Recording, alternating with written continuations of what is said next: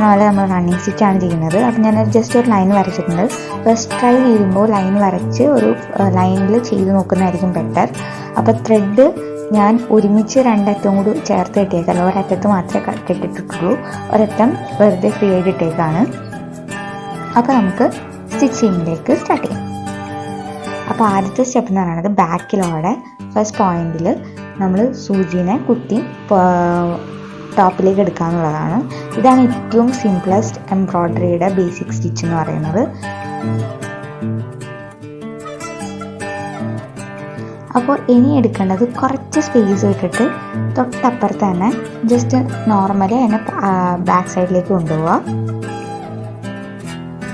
ഇനി ആണ് ഇതിൻ്റെ മെയിൻ പാർട്ട് എന്നൊന്നുമില്ല, കുറച്ച് ഗ്യാപ്പ് ഇട്ടിട്ടായിരിക്കും നമ്മൾ അടുത്ത സ്റ്റിച്ച് ചെയ്യുക.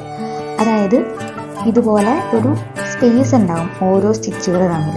ആ ഒരു സ്പേസ് എന്ന് പറയുന്നത് നമുക്ക് കാണാൻ പറ്റുന്ന ആ ഒരു ലൈനിൻ്റെ അത്രയും തന്നെ ആയിരിക്കും അതിൻ്റെ ഇടയിലുള്ള ആ ഒരു ബ്ലാങ്ക് ആയി കിടക്കുന്ന പോർഷൻ. അപ്പോൾ നമുക്കിത് കണ്ടിന്യൂ ചെയ്യാം.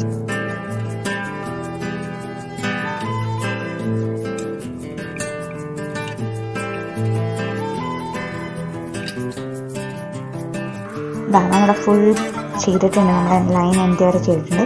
ബാക്കിൽ നോക്കിയാൽ നിങ്ങൾക്ക് കാണാൻ പറ്റും, ബാക്കിലും ഫ്രണ്ടിലും സെയിം ആയിരിക്കും, ഡിഫറൻസ് ഒന്നും ഉണ്ടാവില്ല. ഇനി നമുക്കിതിനൊന്ന് ഒരു നോട്ട് ഇട്ടിട്ട് ഇട്ടിട്ട് കൊടുക്കാം. അപ്പോൾ എക്സസ് ആയിട്ടുള്ള പോർഷൻ കട്ട് ചെയ്ത് കളയാം. അപ്പോൾ ഇതാണ് നമ്മുടെ റണ്ണിങ് സ്റ്റിച്ച്.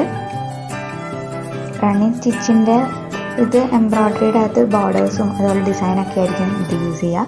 അപ്പോൾ സൈഡിൽ കൊടുത്തിരിക്കുന്ന ഈ പീകോക്ക് ഇമേജ് നോക്കിയാൽ നിങ്ങൾക്ക് കാണാൻ പറ്റും, അതിലൊരു മോസ്റ്റ് ഓഫ് ദ പാർട്ടും റണ്ണിങ് സ്റ്റിച്ച് വെച്ചിട്ടാണ് ചെയ്തിരിക്കുന്നത്. ഒരു എക്സാമ്പിളിന് വേണ്ടി എടുത്ത് കാണിച്ചാണ്, പിൻട്രസ്റ്റ് ചെയ്യുന്ന അടുത്ത ഇമേജാണ്.